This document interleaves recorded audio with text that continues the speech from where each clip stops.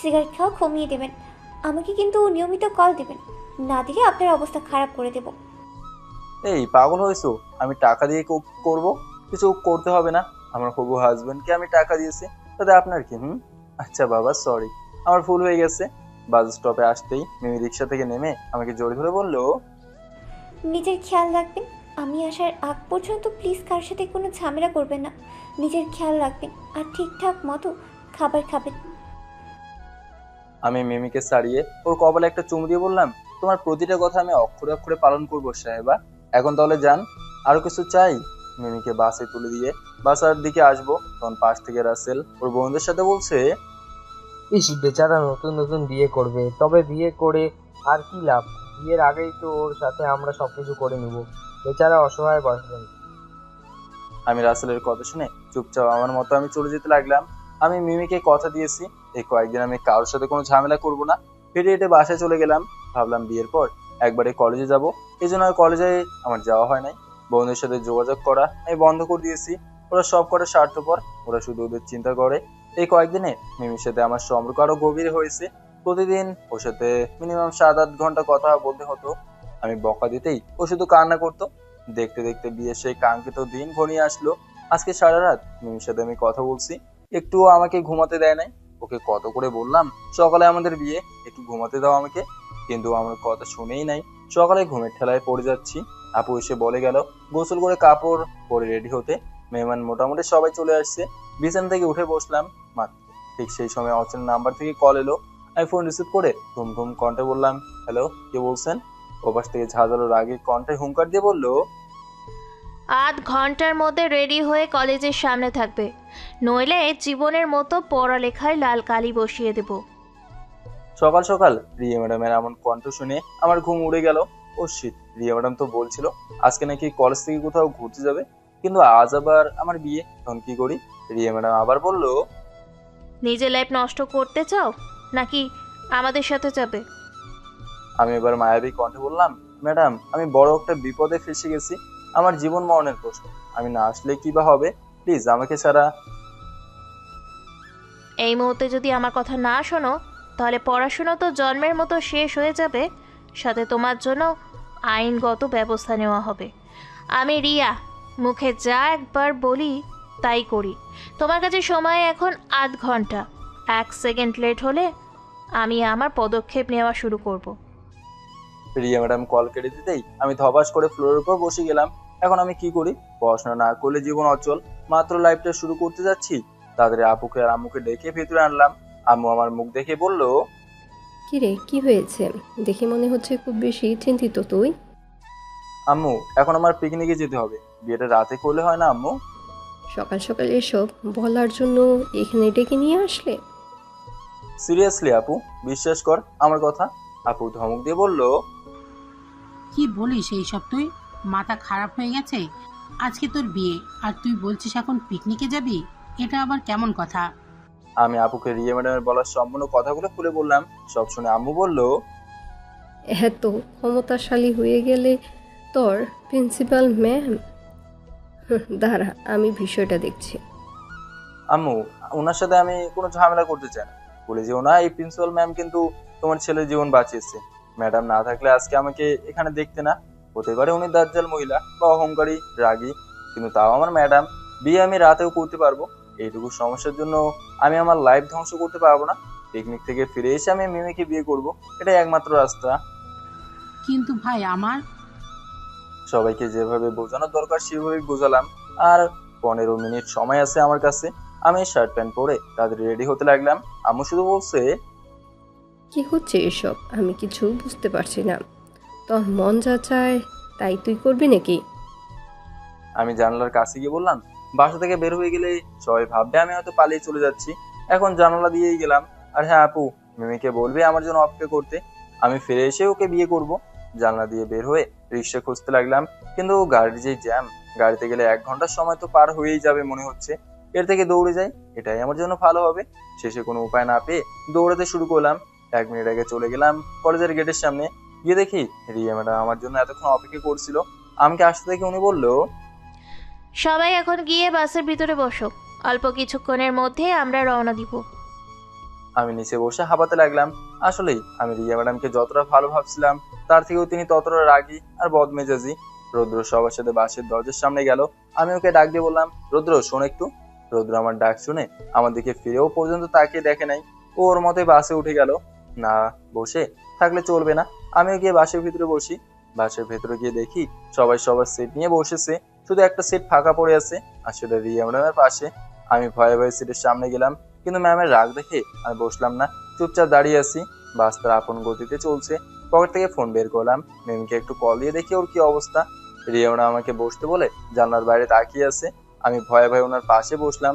ফোনের পাশ থেকে মেমের কান্না মিশ্রিত কণ্ঠ শুনে আমি তাড়াতাড়ি ফোন কানে নিয়ে বললাম, ওরে তোমার কি হয়েছে, এভাবে কান্না করছো কেন? আপনি আমার সাথে আর কথা বলবেন না।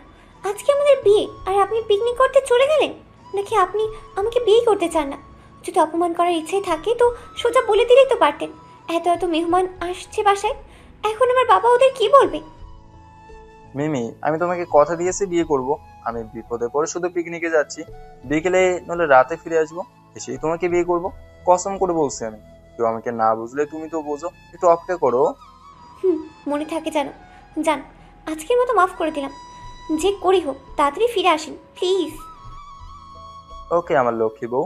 পাশ থেকে রিয়া ম্যাডাম বললো, এসব করার জন্য এখানে আসছো? পার্সোনাল কথা বলতে হলে বাসায় গিয়ে বলবে, এখানে না। আমি সরি বলে ফোন কেটে দিলাম।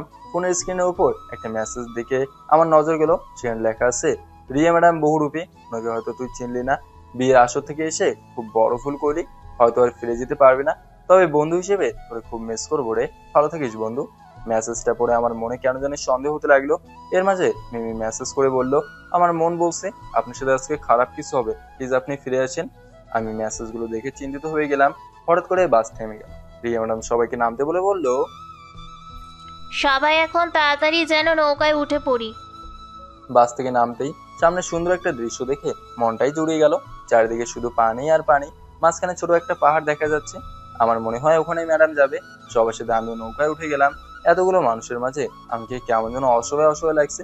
চুপচাপ নৌকায় বসে আছি একা। এর ভেতরে রিয়া ম্যাডাম আমাকে ডেকে বলল, এখানে এসে বসো তুমি। রিয়া ম্যাডাম নৌকার সামনে ছোট একটা চেয়ারে বসে আছে। সামনে থাকা চেয়ারে আমাকে বসতে বলল। তবে আশ্চর্যের বিষয় হলো, আমাকে রিয়া ম্যাডাম ডাক দিতেই সবাই নৌকার ভিতরে গিয়ে দরজা লাগিয়ে দিল। এসব দেখে আমার মাথায় কিছুই ঢুকছে না। আমি চুপচাপ গিয়ে রিয়া ম্যাডামের সামনে দাঁড়ালাম। রিয়া ম্যাডাম আমাকে নিচে বসতে বললো। আমার ভেতরে এখন কেমন যেন একটা ভয় জন্ম নিয়েছে। এই সমুদ্রের মাঝে যদি আমি পড়ি তাহলে হয়তো আমাকে আর খুঁজেই পাওয়া যাবে না। আমি রিয়া ম্যাডামের কথা মতো নিচে থাকা চেয়ারে বসলাম। যদি আমার শরীরের ঝাঁকুনির কারণে চেয়ারটা 1 ইঞ্চি পরিমাণ নড়ে তাহলে সরাসরি আমি পানিতে। আমি নিচে বসতে রিয়া ম্যাডাম বললো, তার শরীর ঠিক আছে তো এখন? কেন ম্যাডাম, আমি যদি সুস্থ হই তাহলে আমাকে কি আবার মারবেন নাকি? রিয়া ম্যাডাম মুচকে হাসি দিয়ে বলল, মারলেই বা তুমি কি করতে পারবে? তোমার এসব কথা শুনতে আমি এখানে আসি নাই। তোমার বিয়ে নাকি এটা তোমার ব্যক্তিগত ব্যাপার, তবে মনে হয় না যে তুমি এই বিয়েটা করতে পারবে। ছাড়েন ম্যাম, তবে আপনি যে বহুরূপী তা আমি খুব ভালো করেই জেনে গেছি। নয়তো আমারও পাওয়ার কম ছিল না। শুধু আমাকে বাঁচিয়েছেন বলে কিছু করছি না, একদম নিস্তব্ধ নিশ্চুপ হয়ে আছি। ম্যাডাম বলে একটু সম্মান করি। রিয়া ম্যাডাম কুটিল দৃষ্টিতে বলল, নয়তো আমার সাথে শারীরিক সম্পর্ক করতি নাকি? সিসি এসব কি বলছেন ম্যাডাম? আপনি আমার সিনিয়র, আবার আমাদের কলেজের প্রিন্সিপাল ম্যাডাম। ম্যাডাম না হলে কি? আপনাকে কি ধর্ষণ করতি? Please madam. আমি রাজি হয়ে যাব। আমার কি তোর কথা শুনে তোরে একটা সুযোগ দিব? ম্যাডাম আপনি শরীর থেকে কাপড় খুলে ফেলবো? পাগল। আমি পাগলামো না করে তোর কথায় রাজি হয়ে যাব। আপনার কি হয়েছে? আমার কি হয়েছে যে আমি তোর কথায় রাজি হচ্ছি না, তাই তো? প্লিজ আপনার পায়ে পড়ি। আমি যাতে রাজি হয়ে যাই এই জন্য? আমার পুরো কথা তো শুনবেন ম্যাডাম।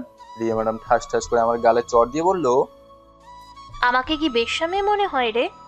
আমার সাথে প্রেমের অভিনয় করে আমাকে রুমে নিয়ে গিয়ে শরীর থেকে কাপড় খুলবি, আবার নিজেও আমার সাথে মস্তি করে তোর বন্ধুদের সামিল করবি? এত সস্তা রে আমি? দেশের বাইরে থেকে পড়াশুনো করে এসে তোর মতো বাচ্চা একটা ছেলের সাথে এসব করব? আমাকে তোর কি মনে হয়? আমি ম্যাডামের রাগী চেহারা আর আমার সাথে তুই তোড়ি করে কথা বলায় অনেক বেশি ভয় পেয়ে গেলাম। তবে উনি যে কি বললেন এখন আমার মাথায় কিছুই ঢুকছে না। আসলে উনি কি বোঝাতে চাইছেন? আমি ভয়ে ভয়ে বললাম, ম্যাডাম আমি কি কোনো অপরাধ করছি? আমার কথা শুনে রিয়া ম্যাডাম হতাশ হয়ে গেল। নৌকার নিচ থেকে হাতে করে একটু পানি নিয়ে মুখে দিল, ভদ্র দৃষ্টিতে আমার দিকে তাকিয়ে বলল, আমার জায়গায় অন্য কেউ থাকলে তোরে খুন করে ফেলতো। তবে আমার ধৈর্য এখন শেষ হয়ে গেছে। আমি কি করছি এটা তো বলবেন। সত্যি তুই কিচ্ছু জানিস না? জানলে কি আর না জানার ভান করতাম? আমার সাথে প্রেমের অভিনয়? থাক, আর বলতে হবে না। এই কথা আমার বন্ধুরা বলছে তো, ওরা আমাকে বলছিল আমি যেন 1 লাখ টাকার বিনিময়ে আপনার সাথে প্রেমের অভিনয় করি। এইটুকু আমি রাজি হয়েছিলাম, কিন্তু যখন আপনি আমাকে বাঁচালেন তখন আমি ওদের সাথে না করে দিয়েছি। আমার সাথে বসে এখনো তুই মিথ্যে কথা বললি? এখানে আবার মিথ্যা কি? যা সত্যি তাই বললাম। রিয়া ম্যাডাম এবার রুদ্রকে ডাক দিল। রুদ্র দরজা খুলে বাইরে এসে বলল, জি ম্যাডাম। রিয়া ম্যাম বলল, ওর পরিকল্পনাগুলো একটু বলতো, নিজের কানে শুনতে চায় ও। মারার আগে এই আবদারটা একটু পূরণ করে দেই। রুদ্র আমার দিকে তাকিয়ে বলল, তুই তো আমাদের বলেছিলি ম্যাডাম আমাকে সবার সামনে অপমান করেছে, এজন্য ওনাকে পটিয়ে ভুলিয়ে ভালিয়ে রুমে নিয়ে যাব আর সবকিছু ভিডিও করে এই ভিডিওটা নিজের কাছে রেখে ম্যামকে ব্ল্যাকমেইল করব। তুই তো আমাদের বলেছিলি তোরা থাক আমাদের সাথে, যাতে রিয়া ম্যাডামকে ব্যবহার করতে পারবি। আমরা তোর কথায় রাজি হই নাই বলে তুই এখন আমাদের সাথে কথা বলিস না। তুই তো এমন ছিলি না বন্ধু, এতটা নষ্ট হয়ে গেলি কিভাবে তুই? রুদ্রের কথা শুনে আমার মুখের ভাষা অটোমেটিক বন্ধ হয়ে গেল। মুখ দিয়ে আমার কোনো কথাই বের হচ্ছে না। এবার আমি খুব ভালো করে ওদের পুরো সাজানো নাটক বুঝতে পারলাম। আমি ওদের কথায় রাজি হই নাই বলে ওরা রিয়া ম্যাডামের সাথে উল্টাপাল্টা কথা বলে আমাকে ফাঁসিয়ে দিয়েছে। রিয়া ম্যাডাম চোখ লাল করে বলল, জীবনে কোনো দিন একটা ছেলে পর্যন্ত আমার দিকে আঙুল তুলে তাকানোর সাহস পায় নাই, আর তুই সেই দিনের একটা পিচ্চি ছেলে হয়ে আমাকে বলিস আমি তোর সাথে রুমে যেতে? তোর মতো শয়তান ছেলে বেঁচে থাকলে কত কত মেয়ের জীবন নষ্ট হবে, এর কোনো হিসেব নেই। মৃত্যুর জন্য প্রস্তুত হ। আমি এবার তোতলাতে তোতলাতে বললাম, কি বলেন ম্যাডাম? রিয়া ম্যাডাম আস্তে আস্তে করে বলল, তোরে মারার জন্য এখানে নিয়ে আসলাম, ভালো হবে না বল? একদিকে তোর হবু বউ অপেক্ষা করছে, আহা আফসোস, তোর লাশ যাবে বাড়িতে। রিয়া ম্যাডাম চুলগুলো বেঁধে হাতে একটা দড়ি নিয়ে বলল, আমাকে দেখলে তোর সাদাসিধে মেয়ে মনে হয়? কোথাও কোথাও মানুষ আমাকে দেখেই ভয় পায়। এখন তুই চাইলেও আমাকে ভিলেন বলতে পারিস। ভেতর থেকে আমার সবগুলো বন্ধু বের হয়ে আমার হাত পা এমন ভাবে ধরলো আমি যেন আর নড়তে পারছি না। রিয়া ম্যাডাম দড়ি হাতে নিয়ে আমার দিকে তাকিয়ে বলল, মরার আগে যদি তোর কোনো শেষ ইচ্ছে থাকে বলতে পারিস। এবার আমি হাসতে হাসতে বললাম, মরার ভয় আমাকে দেখান? ওই কি যেন একটা কথা আছে না, রাখি আল্লাহ মারেকে। আমি কোনো সময় মৃত্যুকে ভয় পাই না। তবে শুধু এটুকু বলবো যে আমি বেঁচে গেলে সবাইকে কাঁচায় জ্যান্ত মরুচ মিশিয়ে চিবিয়ে খাবো। রুদ্র তোরে খুব বিশ্বাস করতাম, আর তুই? রুদ্র কিছু না বলে মাথা নিচু করে দিল। রিয়া ম্যাডাম আমার গলায় দড়ি রেখে বলল, বাঁচার জন্য ইচ্ছে হয়? মরার ভয় আমাকে দেখাবেন। মৃত্যুর হাত থেকে বেঁচে ফিরে আসলাম, সেখানে আপনি আবার আমাকে কি করবেন? যে মিথ্যা অপবাদে আমার সাথে এমন করলেন, বেঁচে থাকলে সবকিছু সত্যি করে দেবো। রিয়া ম্যাডাম রাগে চোখ লাল করে আমার গলায় দড়ি চেপে ধরলো। সবাই আমাকে চারদিক থেকে ঘিরে রেখেছে, এজন্য আমি আমার হাত পা কোনো কিছুই নাড়তে পারছি না। আমি এখন আমার সামনে মৃত্যুকে স্পষ্ট দেখতে পাচ্ছি। মৃত্যু এখন যেন আমাকে স্বাগত জানাচ্ছে। ধীরে ধীরে আমার চোখ বন্ধ হয়ে যেতে লাগলো। আমি আর শ্বাস নিতে পারছি না, মনে হচ্ছে কিছুক্ষণের ভেতরে আমি মারা যাব। ঠিক তখনই মিমির নিষ্পাপ মুখটা আমার সামনে ভেসে উঠলো। বেচারি আমার জন্য অপেক্ষা করছে। ওকে কথা দিয়েছি যে আমি ওকে বিয়ে করব, নিজের জন্য হলেও হয়তো আমি মরে যেতাম, আফসোস থাকতো না আমার। কিন্তু এখন আমাকে মিমির জন্য বাঁচতে হবে। চেয়ারে বসার আগে দেখেছিলাম যদি 1 ইঞ্চির চেয়ারটা নড়ে যায় তাহলে আমি সরাসরি পানিতে। রিয়া ম্যাডাম এমনভাবে আমার গলায় দড়ি চেপে ধরেছে আমি আর নিঃশ্বাস নিতে পারছি না। শেষবারের মতো শরীরে যতটা শক্তি ছিল সবটা দিয়ে পেছনে একটা ধাক্কা দিলাম, যার ফলে আমি সবাইকে নিয়ে একসাথে পানিতে পড়লাম। পানিতে পড়তেই গলা থেকে দড়ি সরে গেল। এখন যেন আমি আবার নতুন করে জীবন ফিরে পেলাম। রিয়া ম্যাডামকে সবাই উপরে টেনে তুললো। এখন যদি ওরা আমাকে দেখতে পায় তাহলে আমাকে ওরা বাঁচতে দিবে না। বলতে না বলতে রিয়া ম্যাডাম উপরে উঠে পানিতে আমাকে উদ্দেশ্য করে গুলি ছুটতে লাগলো। আমি ডুব দিয়ে নিজেকে বাঁচাতে চেষ্টা করছি, কিন্তু একটা গুলি এসে আমার ডান হাতে লাগলো। আমার হাতে গুলি লেগেছে দেখে রিয়া ম্যাডাম জোরে চিৎকার দিয়ে বলল, এখন পালিয়ে যাবি কোথায় চাঁদু? ভাবছিলাম তোর সুন্দর একটা মৃত্যু দিব, কিন্তু তুই তা হতে দিলি না। এখন কুত্তার মতো মারবো তোকে। আমি দূরে থাকা একটা নৌকা দেখে পানি থেকে ডাক দিয়ে বললাম, চাচা আমাকে একটু সাহায্য করেন প্লিজ। নৌকায় বসে থাকা মুরব্বী লোকটা আমার কথা শুনে আমার দিকে তাকিয়ে দেখতে লাগলো কি হচ্ছে এখানে। রিয়া ম্যাডাম ধরা পড়ে যাবে এই ভয়ে উনি নৌকা ঘুরিয়ে চলে যেতে লাগলো। নৌকা থেকে পাবেল বলছে, ম্যাডাম ওকে মেরে ফেলেন প্লিজ, আপনি জানেন না ও বেঁচে গেলে কি করতে পারে আমাদের। জেলের নৌকা আমার আরো কাছে আসতে লাগলো। আমি আর সাঁতার কাটতে পারছি না, হাত থেকে প্রচুর পরিমাণে রক্ত বের হচ্ছে। ধীরে ধীরে আমি ডুবে যাচ্ছি। মুরব্বী চাচা নৌকা নিয়ে এসে আমাকে নৌকাটাতে টেনে তুলে বলল, ওরা কি তোমাকে মারতে এখানে নিয়ে আসছিল? আমি হুঁ বলতেই মুরব্বী চাচা বলল, চিন্তা করো না, তোমার কিছু হবে না। আমি এখনই তোমাকে আমার বাসায় নিয়ে যাচ্ছি। আমার মেয়ে হসপিটালের নার্স। বাবা, তুমি এখন আমার বাসায় চলো। না চাচা, এখন বাসায় যাব না, আপনি আমাকে এখানে যে কাছাকাছি হাসপাতাল আছে সেখানে নিয়ে যান। ওরা এসে আমাকে দেখলে সত্যি সত্যি গুলি করে মেরে ফেলবে। আমার কথা মতো চাচা আমাকে হাসপাতালে নিয়ে গেল। আমি চাচার ফোনটা নিয়ে মিমিকে একটা কল দিলাম। বাসায় কল দিলে এখন সবাই আমার জন্য চিন্তা করবে। মিমিকে কল দিতে মিমি ফোন রিসিভ করে বলল, এই আপনি কোন জায়গা পর্যন্ত আসছেন? মিমি শোনো। এই আপনার কি হয়েছে? আপনার কণ্ঠ এমন লাগছে কেন? মিমি, কাউকে কিছু বলার দরকার নেই, আমি একটা ঠিকানা দিচ্ছি, ওখানে চলে আয়। আমার হাতে গুলি লেগেছে। মিমি আমার কথা শুনে হাউমাউ করে কান্না করতে করতে বলছে, আমি আপনাকে আগেই বলেছি আপনি ফিরে আসেন, কিন্তু আমার কথা শুনলেন না। কিভাবে কি হলো আপনার? আপনি কি সবাইকে... কাউকে কিচ্ছু বলতে হবে না, তুমি আগে এখানে আসো। আর কান্না করছো কেন? আমার তো তেমন কিছু হয় নাই, শুধু একটা গুলি লেগেছে।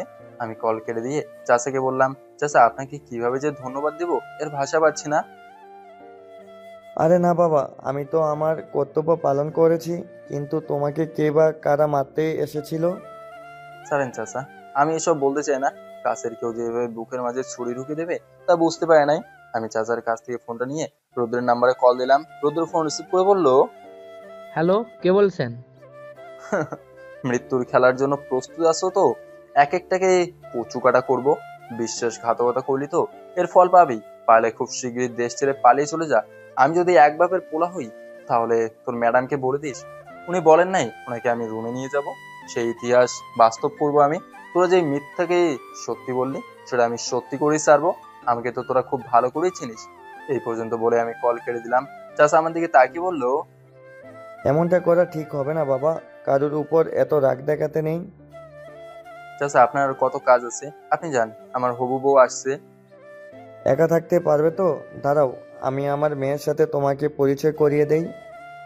এর মাঝেই দরজা ঠেলে মিমি ভিতরে ঢুকে আমাকে বেডের উপর দেখে দৌড়ে আমার কাছে এসে আমার হাত দেখতে লাগলো। এবার আমার দিকে তাকিয়ে চোখের পানি ছেড়ে দিয়ে বলল, আজকে আমাদের বিয়ে ছিল, আর আমি আগেই আপনাকে বলছি যে যাবেন না, কিন্তু আমার কথা শুনলেন না। এখন হলো তো? বাবা মা দেখলে কি বলবে? আমি মিমিকে জোরে ধরে বললাম, কান্না করো না, আমার কিছু হয় নাই, একটু আহত হয়েছি এই আর কি। এটা কি আহত বলেন? আমি আজকে সারাদিন শাড়ি পরেছিলাম, ভাবছিলাম আপনি কখন আসবেন, কিন্তু আপনার কোনো খোঁজ খবর নেই। আর এখন আপনার এই অবস্থা। আচ্ছা ছাড়ো এসব, এখন চলো বাসায় যাই। আগে বলেন আপনাকে কে গুলি করেছে? আমি মিমির কথা না শুনে চাচাকে বললাম, তাহলে আজকের মতো আসি আমি, অন্য একদিন আপনার সাথে দেখা করব। ভালো থাকবেন চাচা। চাচাকে বিদায় দিয়ে হাসপাতাল থেকে বের হলাম। মিমিকে নিয়ে বাড়ির উদ্দেশ্যে রওনা দিলাম। বাসার কাছাকাছি যেতেই বাড়ির ভেতর থেকে কিসের জন্য চেঁচামেচির আওয়াজের শব্দ শোনা গেল। মিমিকে নিয়ে দরজা খুলে বাসার ভেতরে ঢুকলাম। দরজা দিয়ে ভেতরে যেতেই রাসেল বলল, আরে আয় আয়, আমি তো এতক্ষণ তোর জন্যই অপেক্ষা করছিলাম। রাসেলকে দেখে আমি আমার জায়গায় দাঁড়িয়ে গেলাম। এসব দেখে যেন আমি বোকা হয়ে গেছি।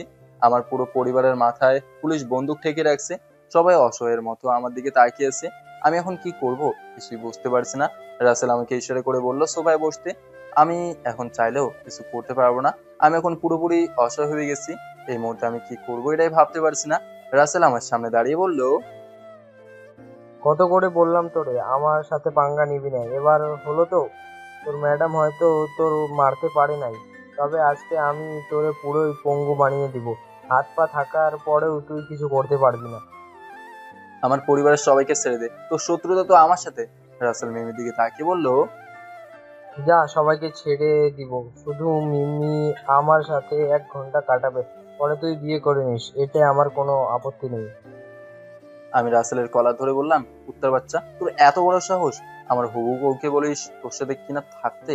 রাসেল বলল, আহা, বোকামি করলি। আমি কিন্তু হাতে ইশারা করতে হয়তো তোর বাবা নয়তো তোর মা, কেউ একজন তো মরবে। আমি রাসেলের কলার ছেড়ে বললাম, প্লিজ ওদের ছেড়ে দে তুই। রাসেল বলল, আমার পা ধরে ক্ষমা চা, তাহলে ছেড়ে দিব, যা। বাবা রাসেলের কথা শুনে বলল, আমাদের মারলে কোনো আপত্তি নেই, কিন্তু তুই ওর মতো নষ্ট ছেলের কাছে মাথা নত করবি না। বাবার কথা শুনে রাসেল হাসতে হাসতে বলল, ওমা, তাই নাকি আঙ্কেল? তো আপনাকে দিয়ে শুরু করি, কি বলেন? আমি এবার রাসেলের পায়ে পড়ে বললাম, প্লিজ ওদের ছেড়ে দে, তুই যা ইচ্ছা তাই কর আমার সাথে, কিন্তু ওদের ছেড়ে দে প্লিজ। রাসেল হাসি দিয়ে বলল, ওমা, এত সহজেই ছেড়ে দিব? এই পুলিশ কনস্টেবলরা আমার পাওয়ার একটু দেখাও তো। এক কাজ করো, মুরব্বীদের দিয়ে আগে শুরু করি, চালাও গুলি। রাসেলের কথা মতো গুলি চললো, তবে 2টা গুলি, একটা আমার বাবার আর একটা গুলি আমার আম্মুর মাথার ছিদ্র করে এই পাশ থেকে ও পাশে চলে গেল। আমি আম্মু বলে জোরে একটা চিৎকার দিলাম, চোখ থেকে টপ টপ করে পানি পড়ছে। বাবা আমার নিচে চুপটি করে শুয়ে আছে, কোনো কথা বলছে না। আমার কলিজার জন্য ছিঁড়ে যাচ্ছে। আরো 2টা পুলিশ এসে আমাকে ধরলো। রাসেল হাসতে হাসতে বলল, কিরে, ড্রামা কেমন দেখলাম, আরো দেখবি? আমি একাধারে কেঁদে যাচ্ছি, মুখ দিয়ে কোনো কথা বের হচ্ছে না আমার। রাসেল আমার শার্টের কলার ধরে বলল, এবার তোর হবু বউ আর তোর আপুর পালা।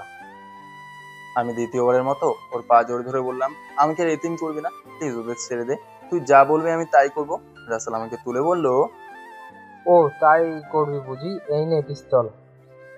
রাসেল মিমিকে টেনে এনে আমার সামনে দাঁড় করে বলল, ওর মাথায় গুলি কর। এবার আমার হাত থেকে পিস্তলটা নিচে পড়ে গেল। আমি জানি তুই এটা পারবি না, আর যদি না পারিস তাহলে তোর হবু বউকে আমি ধর্ষণ করব, পরে ওকে মারবো, আর আমার কথা না শোনার জন্য সাথে তোর বড় বোনকেও। আমি মাথায় হাত দিয়ে সোফায় বসে গেলাম, কান্না করছি আর বলছি, আমার বাবা মাকে আমার চোখের সামনে মারলি, এবার বলিস আমি আমার ভালোবাসার মানুষকে মারবো? প্লিজ তুই ছেড়ে দে এবার আমাকে, আমি আর নিতে পারছি না। নিতে না পারলে নিতে হবে। আমাকে যখন মেরেছিলি তখন মনে ছিল না তোর যে আমি কে? এমনকি তুই আমার বাবাকেও পর্যন্ত ছাড়িস নেই, ওনার মাথা ফাটিয়ে দিলি।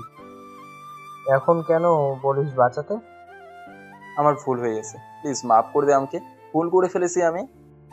আচ্ছা যা, তোরকে ছেড়ে দিব আমি। 2টা থেকে একটা অপশন চুজ করে নে, বোন আর দুলাভাইকে বাঁচাবি নাকি গার্লফ্রেন্ডকে? আমি আর নিতে পারছি না, আল্লাহ দোয়াই লাগে, তুমি প্লিজ আমাকে ছেড়ে দে, আমার ভুল হয়ে গেছে। এই তোরা তাকিয়ে দেখছিস কি, ওর বোনকে। প্লিজ মারবেন না কাউকে, আমাকে একটু সময় দেন। রাসেল হাসি দিয়ে বলল, আচ্ছা যা, দিলাম, দেখি তুই কি করতে পারিস। মিমি আমার চোখের পানি মুছে আমার হাত ধরে বলল, একদিনের পরিচয় আমাদের, কিছুদিন গেলেই তো ভুলে যাবেন। মেরে ফেলুন আমাকে, অন্তত আমার ভাই ভাবি তো বাঁচবে। আমি মিমিকে জোর ধরে নিচে বসে গেলাম, কান্না করতে করতে বলছি, আমাকে মেরে ফেলো তুমি, আমি তোমাকে মারতে পারবো না, অনেক ভালোবেসে ফেলেছি তোমাকে। আমার সাথে মিমিও নিচে বসে বলল, এই আমার দিকে তাকাও, এভাবে বোকার মতো কান্না করছো কেন? ওরা তোমার বাবা মাকে মেরে ফেলেছে, যদি ওদের কথা না শোনো তাহলে তোমার পুরো পরিবার ধ্বংস হয়ে করে দেবে।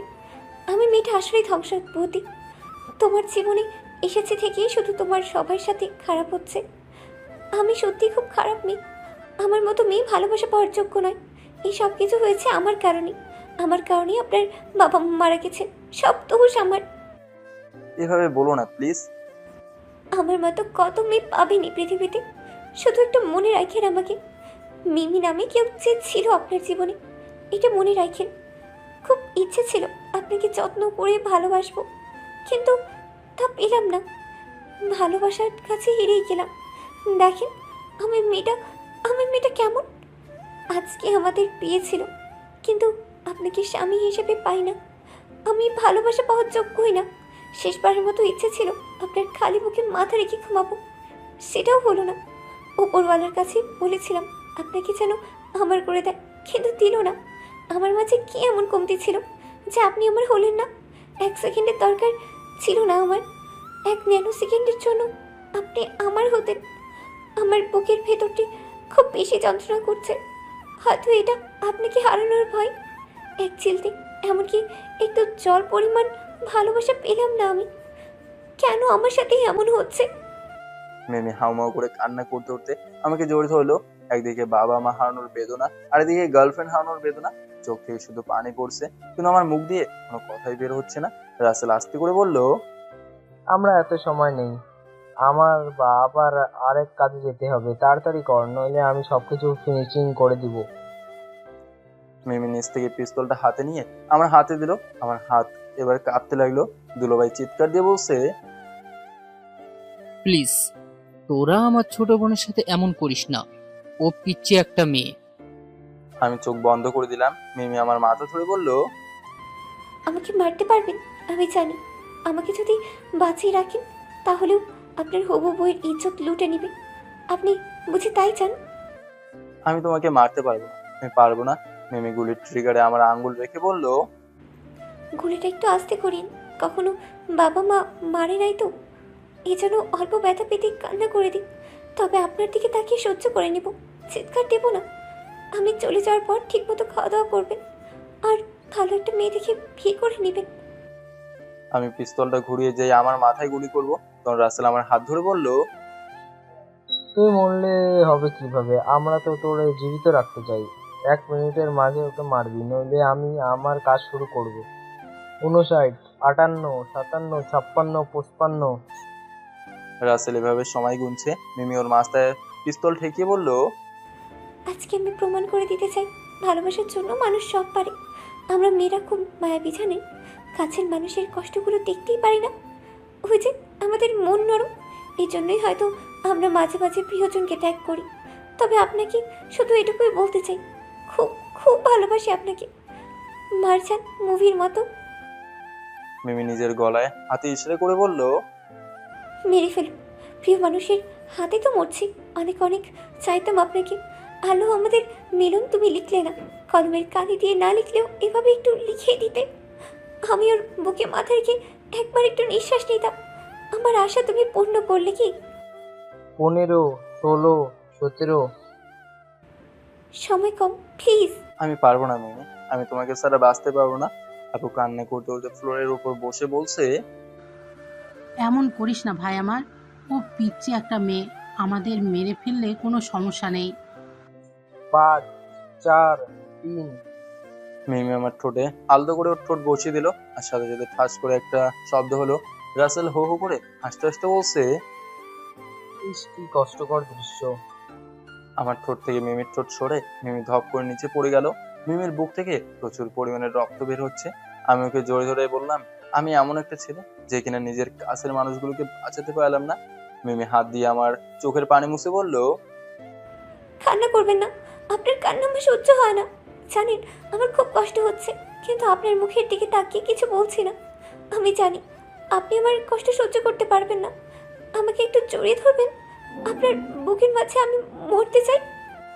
আমি মিমিকে শক্ত করে জোরে ধরে বললাম, তুমি আমাকে ছেড়ে যাবে না, প্লিজ থেকে যাও না, আমি একা একা বাঁচতে পারবো না, প্লিজ থেকে যাও। আমার খুব কষ্ট হচ্ছে।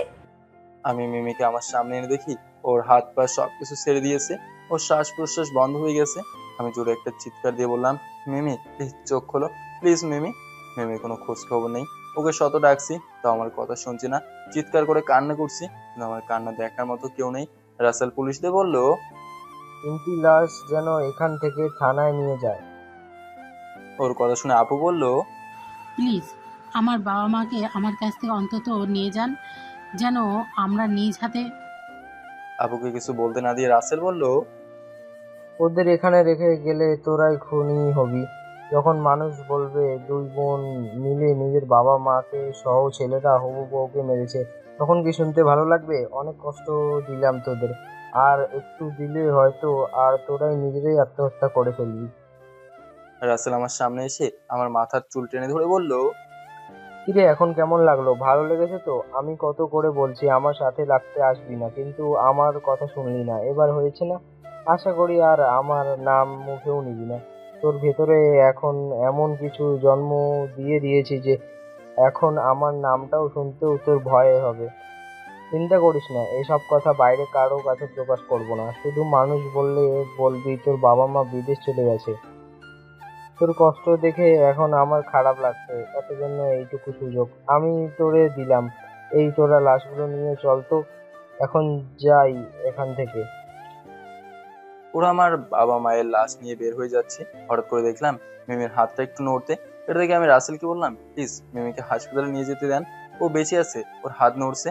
রাসেল আপুকে উদ্দেশ্য করে বলল, পরিবার হারানোর যন্ত্রণায় তোর ভাই পাগল হয়ে গেছে, ওকে মানসিক হাসপাতালে ভর্তি করে দিস। এই তোরা চল তো। দরজা দিয়ে রাসেল সবাইকে নিয়ে বের হয়ে চলে গেল। আমি যেন এখন আমার মানসিক জ্ঞান হারিয়ে ফেলছি। আবু আমাকে জোরে ধরে কান্না করতে করতে বলছে, এই আনন্দের দিনে আজকে এমন কিছু যে হবে এটা কে জানতো? তুই না মারপিট করতিস, আজকে কেন তুই আমার বাবা মাকে বাঁচাতে পারলি না? তুই যদি ঝামেলা না করতিস তাহলে আমি আমার বাবা মাকে হারাতাম না। সব কিছু হয়েছে তোর কারণে। এখন তুই আমার বাবা মাকে ফিরিয়ে দে। তোর কারণে পিচ্ছে একটা মেয়ে পর্যন্ত মারা গেল, তিনটে জীবন শেষ হয়ে গেল। তুই আমার পরিবারকে ফিরিয়ে দে বলছি। দুলোভাই আপুকে ধরে বলল, এইভাবে ওকে বল না কিছু। আমার বোনকে হারিয়ে বুঝতে পারছি আমি কতটা কষ্টে আছি, আর ও তো ওর পরিবার হারিয়েছে। ওকে একটু একা থাকতে দাও। দুলোভাই আপুকে টেনে ভেতরে নিয়ে গেল। আমার চোখ থেকে শুধু পানি পড়ছে। আমি কি করব না করবো এটাই বুঝতে পারছি না। নিচ থেকে উঠে ধীরে ধীরে হেঁটে রুমে চলে গেলাম। রুমে গিয়ে ফ্যানের সাথে একটা দড়ি বেঁধে নিলাম। আমার মতো ছেলে বেঁচে থাকার চেয়ে না থাকা অনেক ভালো। আমার চোখের সামনে আমার বাবা মাকে মেরেছে, অথচ আমি চোখের পানি ফেলা ছাড়া কিছুই করতে পারি নাই। আমি আমার বাবা মাকে হারিয়েছি, সাথে আমার হবু বউকে। কোনো কিছু চিন্তা না করে নিজের গলায় দড়ি দিয়ে দিলাম। মানুষ বলে আত্মহত্যা নাকি মহাপাপ, কিন্তু এখন আমার কাছে মনে হচ্ছে আমার বেঁচে থাকাটাই পাপ। গলায় দড়ি ঝুলিয়ে দিলাম। ধীরে ধীরে আমার শ্বাস প্রশ্বাস বন্ধ হয়ে যাচ্ছে। চোখের সামনে সবকিছু অন্ধকার দেখছি। চোখ দিয়ে মনে হচ্ছে এবার রক্ত বের হবে। হঠাৎ করে আপু চিৎকার দিয়ে বলল, তুই এটা কি করছিস? আমাকে একা রেখে তুইও চলে যাবি? আপুর চিৎকার শুনে দুলাভাই দৌড়ে আসলো। আপু আর দুলাভাই ধরে আমাকে নিচে নামালো। ঠাস করে আপু আমার গালে চড় দিয়ে আমাকে জোরে ধরে বলল, কেন এমন পাগলামো করছিস? তোর জন্য আরেকটা মেয়ে নিজেকে শেষ করে দিয়েছে, আর এখন তুই? আমি আপুকে ছেড়ে কান্না করতে করতে বলছি, বেঁচে থেকে কি করব? আমার চোখের সামনে ওরা আমার বাবা মাকে মেরেছে, যাকে বিয়ে করতে চেয়েছিলাম তাকেও মেরেছে। আমি এমন হতভাগা ছেলে যে কিনা নিজের বাবা মাকে পর্যন্ত বাঁচাতে পারি না। এবার কারো মুখে কোনো কথা নাই। দুলভাই চুপচাপ রুম থেকে বের হয়ে চলে গেল। আপু উঠে আমার সামনে বসে বলল, কপালে যা ছিল তাই হয়েছে, তাই বলে তুই আত্মহত্যা করবি? এটা তো হতে পারে না। তুই মারা গেলেই কি সবকিছু সমাধান হয়ে যাবে? মিমি ইচ্ছা করলে নিজেকে বাঁচাতে পারতো, শুধু আমাদের কারণে ও মারা গেছে। মরে গেলেই কি সবকিছু সমাধান হয়ে গেল? আমি তোরে কতক্ষণ পর্যন্ত আটকে রাখবো বল? সব সময় তো আর আমার চোখের সামনে থাকবি না। আশা করি আমার কিছু বলতে হবে না। থাক তুই। আপু চলে যাওয়ার পর আমি চুপচাপ রুমের এক কোনায় বসে আছি। নিজের মাথা নিজে ন্যাড়া করে দিলাম। আজকে 10 দিন হয়ে গেল আমি এখন নিজেকে পুরোপুরি ঘরবন্দি করে ফেলেছি।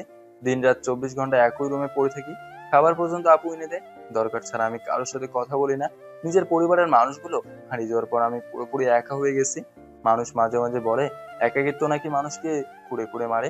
শুনছি আপু অনেকবার থানায় গিয়েছে বাবা মায়ের লাশ আনার জন্য, কিন্তু ওরা নাকি এই বিষয়ে কিছুই জানে না। মাথা নিচু করে রুমে শুয়ে আছি, তখন আপু ভেতরে ঢুকলো। আপু আমার পাশে বসে বলল, তোর ম্যাডাম কল করেছিল, কিসের যেন পরীক্ষা আছে নাকি। যা, কলেজ থেকে ঘুরে আয়, মন ভালো হয়ে যাবে। আপুর কথা শুনে আবার সেই পুরাতন কথা মনে হয়ে গেল। আমি চুপ করে আছি দেখে আপু বলল, কিরে, আমি তোরে কি বললাম? আমি এবার আপুর দিকে তাকিয়ে বললাম, যা এখান থেকে, আমার দ্বারা কিচ্ছু হবে না। পড়াশোনা আমার দ্বারা সম্ভব নয়, ছেড়ে দিব সবকিছু। আপু রেগে আমার কানে ধরে ধমক দিয়ে বলল, 10 মিনিটের ভেতরে রেডি হয়ে কলেজে যাবি। কান্না করতে করতে চোখ মুখ সবকিছু খুলে গেছে। এখন যা, বাইরে থেকে ঘুরে আয়। আমি না গেলে কি হয় না আপু? তোরে যেতে বলছি যা, যেটা বলছি সেটা কর। আর এই 4 দেয়ালের মাঝে নিজেকে বন্দি করে রাখলে কি এমন হবে? আমি বুঝতে পারছি তখন তোর কোনো দোষ ছিল না। নিজেকে আর দোষী মনে করিস না ভাই আমার। এখন কলেজে যা। আমি হো বলে ওয়াশরুমে চলে গেলাম। ভালো কাপড় পরতে মন চাইলো না। নিজেকে আয়নাতে দেখলে নিজেরই মায়া লাগে। চেহারার কি অবস্থা হয়েছে আমার। ফোনটা হাতে নিয়ে ওপেন করতেই মিমির ছবিটার সামনে এলো। চোখের কোণে হালকা জল এসে গেল। দরজায় দাঁড়িয়ে আপু বলল, আবার শুরু করলি? আমি তোরে কত করে বলছি এসব চিন্তা করিস না। যা হয়েছে কান্না করলে কি ফিরে আসবে? যদি ফিরেই আসতো তাহলে আমার মতো হয়তো কেউ কান্না করে নাই, একটা রাত ঠিক মতো ঘুমাতে পারি নাই। আমার চোখের সামনে এখনো আমার বাবা মায়ের মুখগুলো ভেসে ওঠে। ভাই আমার, এসব বাদ দিয়ে এখন কলেজে যা। পড়াশুনো না করলে জীবন নষ্ট। আমি আপুর কথা মতো রেডি হয়ে বাস থেকে বের হয়ে গেলাম। আগে নিজের গাড়ি পর্যন্ত নিয়ে যেতাম, কিন্তু এখন হেঁটে হেঁটে যাচ্ছি। কলেজের গেট পর্যন্ত যেতেই দেখি আমার বন্ধুরা সবাই মিলে নতুন ছেলে মেয়েদের র্যাগিং করছে। আমাকে দেখে পাবেল ডাক দিয়ে বলল, এ ছেলে, এদিকে আয়। সাথে সাথে রৌদ্র পাবেলকেও বলল, ওর মন মেজাজ খুব খারাপ, চেহারার অবস্থা দেখ। ওর কাছের মানুষগুলোকে মারা হয়েছে, ছেড়ে দে ওকে। রৌদ্রের কথা না শুনে পাবেল বলল, এখানে আয়। আমি ওদের সামনে যেতেই পাবেল আমার মাথায় জোরে থাপ্পড় দিয়ে বলল, টাক মাথা হাতাতে ভালো লাগে। কি যেন বলেছিল, তোদের এক একটাকে কেটে কেটে টুকরো করব। আরও কি যেন বলছিল, মনে পড়ছে না। এই ছেলে, তুমি এখন যেতে পারো। সরি তোমাকে বিরক্ত করার জন্য। এ ছেলে, আমাদের জন্য সিগারেট নিয়ে আয়, বেশি দেরি করবি না, একটু পর আবার ক্লাস শুরু হবে। আমি কোনো প্রতিবাদ না করে চুপচাপ ওদের কথা মতো দোকান থেকে এক প্যাকেট সিগারেট এনে ওদের হাতে দিলাম। পাবেল আমার গালে চড় দিয়ে বলল, মানুষ চিনিস তুই? তোর ভাগ্য ভালো যে সেদিন তুই বেঁচে গেলি। যা এখন এখান থেকে। আমি চুপচাপ হেঁটে চলে যাচ্ছি। পাবেল পিছন থেকে বলল, বুঝলাম না, এতটা রাগী বদমেজাজি একটা ছেলে এতটা ঠান্ডা হয়ে গেল কি করে? আমার বাবা মাকে তো আমার সামনে কেউ মারলে আমি তো তাকে জ্যান্ত খুন করে ফেলতাম। আমি ওদের কোনো কথা না শুনে চুপচাপ ক্লাসে চলে গেলাম। আগে সবসময় ক্লাসে সবার সামনে বসতাম, কিন্তু আজকে সবার পেছনে চুপটি করে বসে আছি। ধীরে ধীরে সবাই ক্লাসে চলে এলো।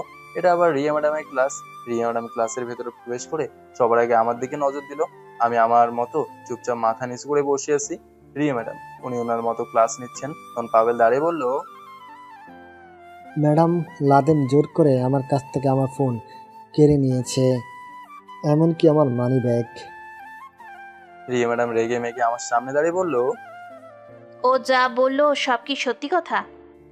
আমি কিছু না বলে চুপচাপ বসে আছি। রিয়া ম্যাডাম বলল, পকেটে যা যা আছে সব কিছু বের কর।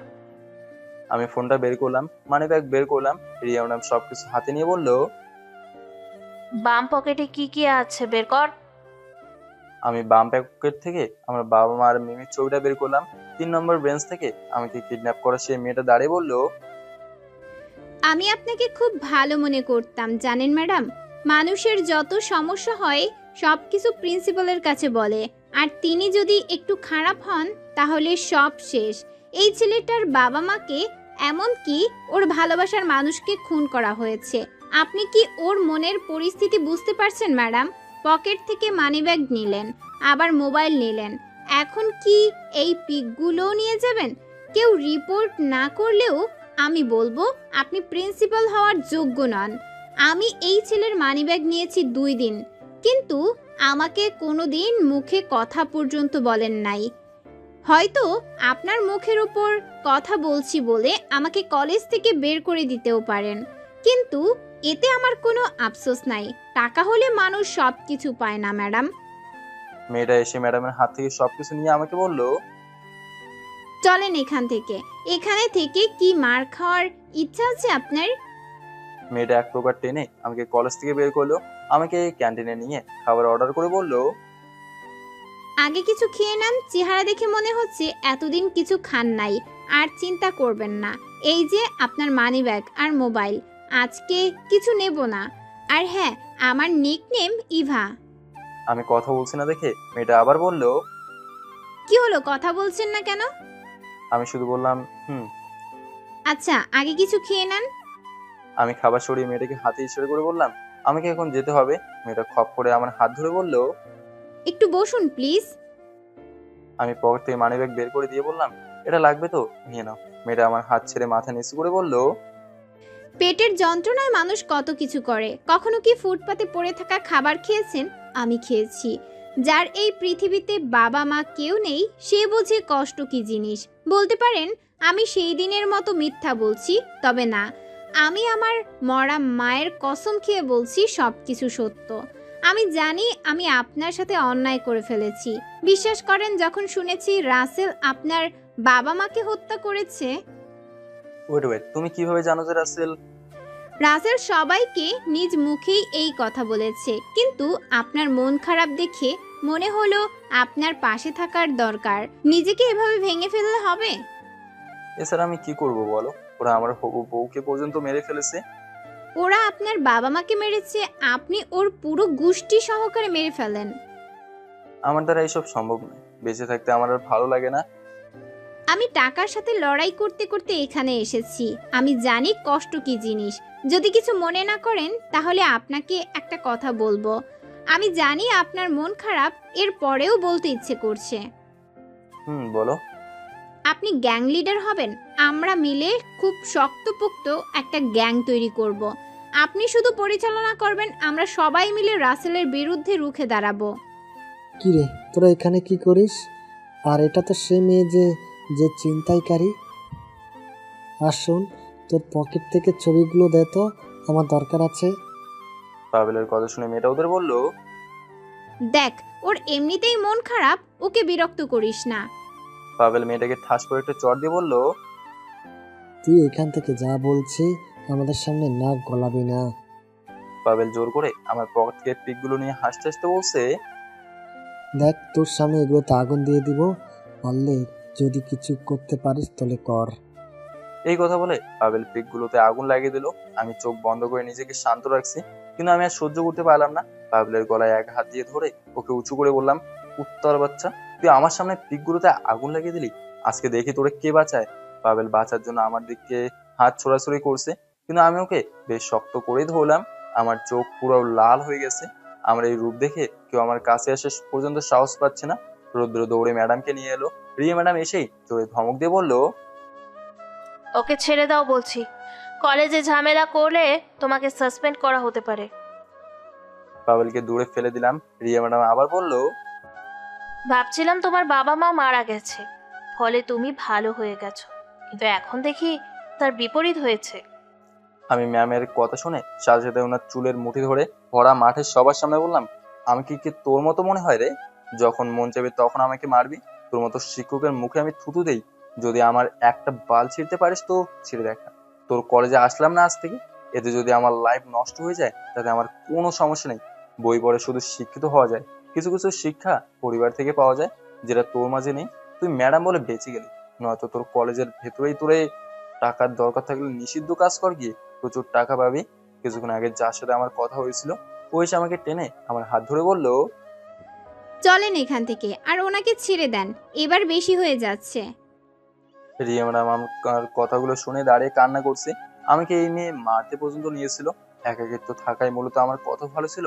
মেয়েটা আমাকে টেনে একটা দোকানের সামনে নিয়ে গিয়ে সিগারেট নিল, একটা আমার হাতে দিল, আর একটা ও জ্বালিয়ে বলল, ম্যাডামের সাথে কেউ এমন করে?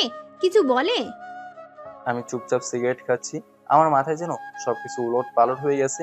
মেয়েটা সিগারেটের ধোঁয়া ছেড়ে বলল, আমি ইভা, মোটামুটি বেশ মানুষ আমাকে চিনে। চুরি ডাকাতি মারপিট করা আমার কাজ।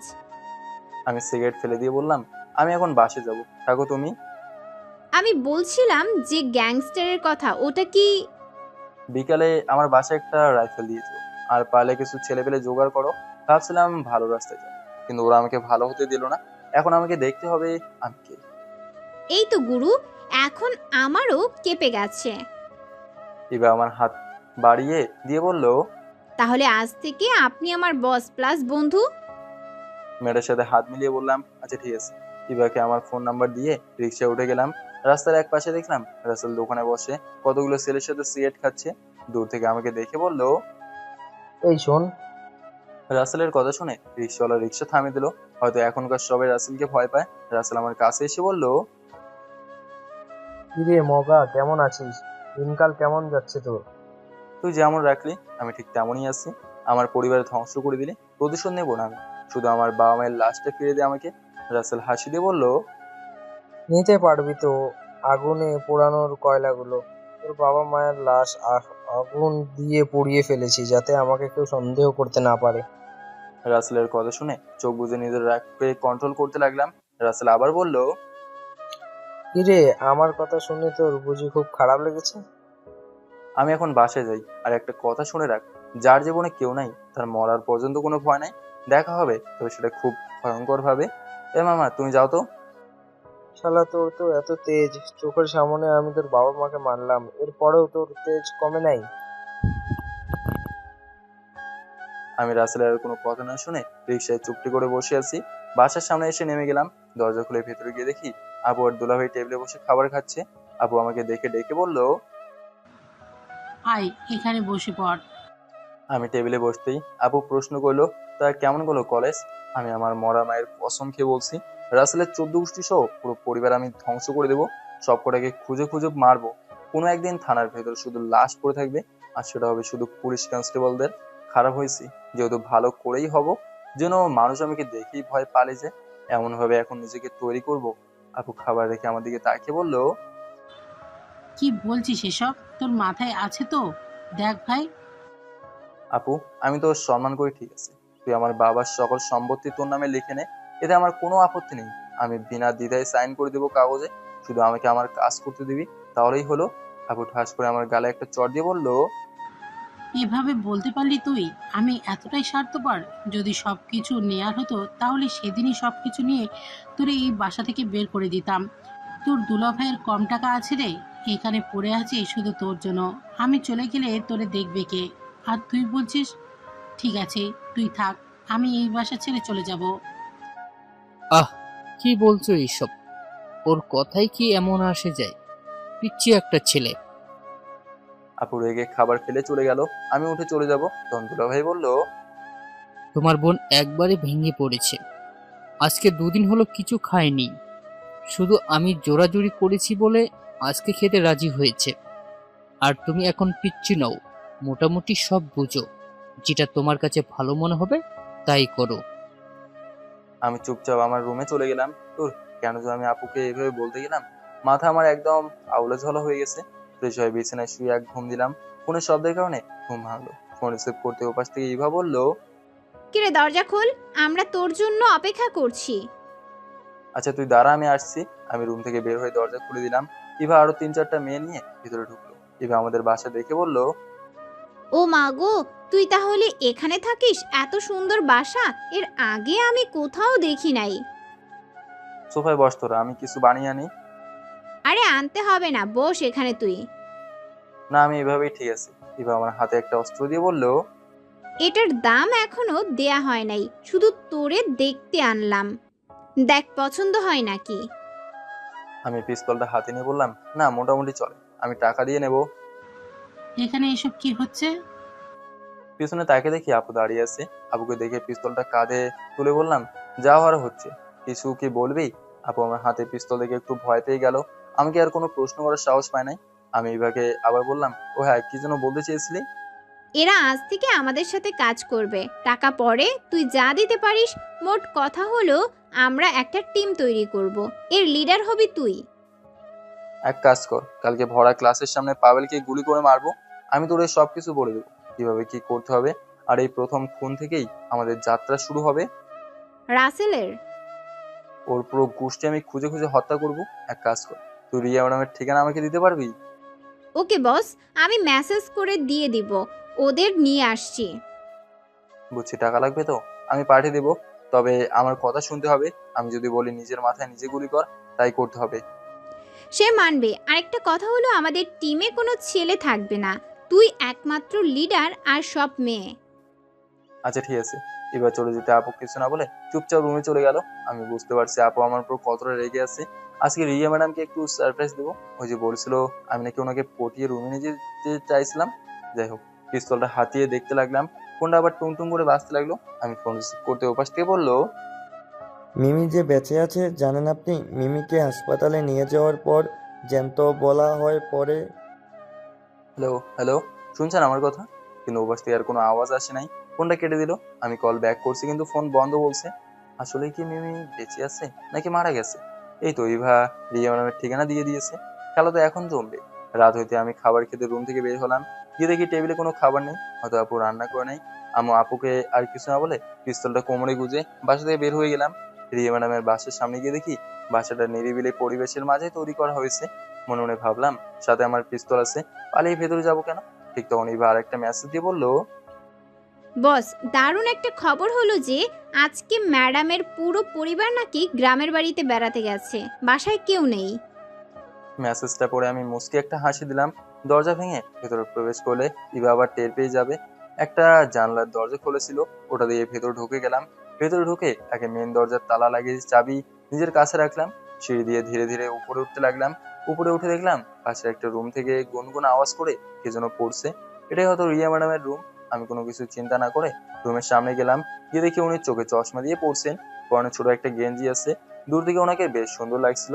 তবে আমি যেই কাজে এখানে আসছি আমার সেই কাজ করতে হবে। আমি ধীরে ধীরে হেঁটে বিছানার উপর গিয়ে বসলাম। দেখি উনি তো টেরই পান নাই। আমি আস্তে করে বললাম, কি খবর ম্যাম, ভালো আছেন তো? রিয়া ম্যাডাম আমার কণ্ঠ শুনে সাথে সাথে টেবিলের নিচ থেকে পিস্তল নিয়ে আমার দিকে তাক করে বলল, তুই এখানে কি করিস? আর তুই ভেতরে এলি কি করে? আমাকে কি আর 5টা মেয়ের মতো মনে করিস তুই? আমি মজা করে বললাম, আরে আরে কি করছেন, আমি তো মরে যাব। তুই আমার ছাত্র বলে কিছু বলছি না, চুপচাপ এখান থেকে চলে যা বলছি। আমি মুসি একটা হাসি দিলাম। হাসতে হাসতে বলছি, মানুষের জীবনে কি যে হয় এটা মানুষ নিজেও জানে না। কিছুদিন আগে আমার বাবা মা ছিল, কত হাসি খুশি ছিলাম আমি, আর আজকে আমার বাবা মা নেই। আফসোস করি কি জানেন, সেদিন যদি আমি আপনার কথা না শুনে থেকে যেতাম তাহলে আজকে আমার এতিম হতে হতো না, আমার সুন্দর একটা পরিবার থাকতো। কত আশা করছিলাম মেয়েকে বিয়ে করে সংসার করব, কিন্তু সেটা হলো না। সব হলো ভাগ্য। কতগুলো বলতে বলতে চোখ থেকে টপ টপ করে পানি গড়িয়ে পড়ছে। রিয়া ম্যাডাম ঠিক আগের মতোই এক জায়গায় পিস্তল তাক করে দাঁড়িয়ে আছে। আমি এবার কোমর থেকে পিস্তল বের করে দাঁড়িয়ে বললাম, আমি জানি আপনার হাতে পিস্তল আছে ঠিকই, কিন্তু এটা চালাতে পারবেন না, তবে আমি কিন্তু পারবো। এক পা করে রিয়া ম্যাডামের দিকে এগোতে লাগলাম।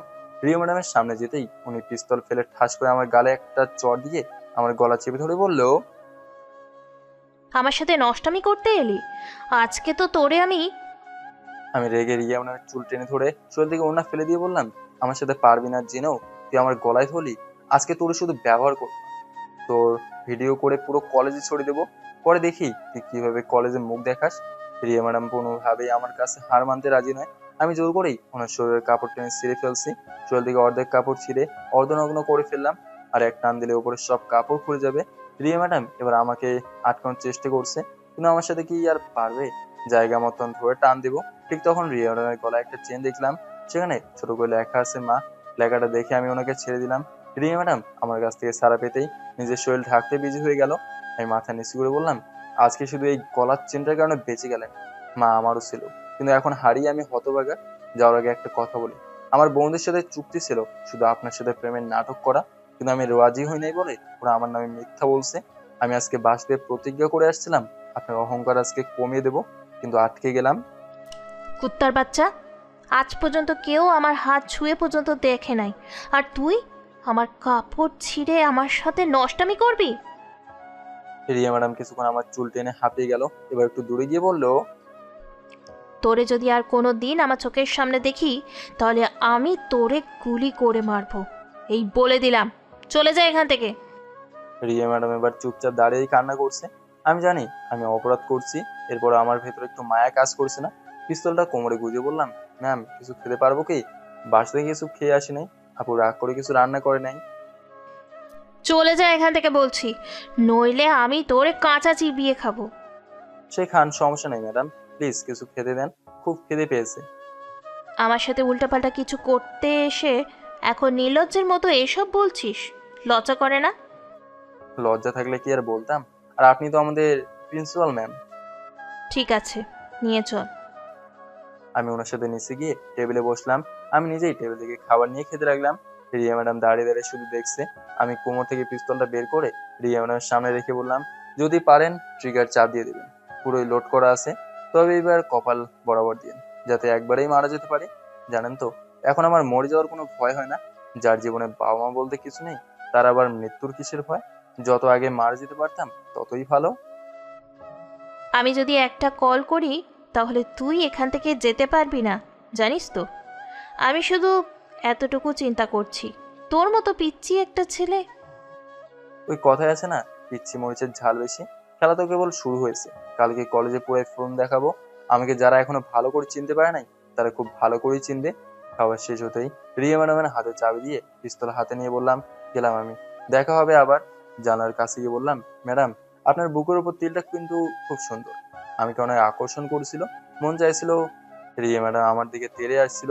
আমি জানলা দিয়ে দৌড়ে বের হয়ে চলে গেলাম। হেঁটে হেঁটে বাসের সামনে চলে গেলাম। দরজা দিয়ে ভেতরে ঢুকলে আমার খবর আছে, এজন্য এখন জানলা দিয়ে আমার রুমে চলে গেলাম। বিছানার উপর পড়ে দিলাম এক ঘুম। সকালবেলা